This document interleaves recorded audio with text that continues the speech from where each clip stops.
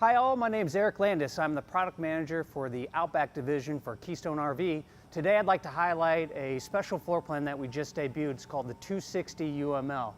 Part of the uniqueness of this floor plan is from an engineering standpoint, realizing that we have some wasted space from an interior and then utilizing that as storage. One of the items that we've done is create extra exterior storage, which is very unique to this floor plan. I'd love to show you.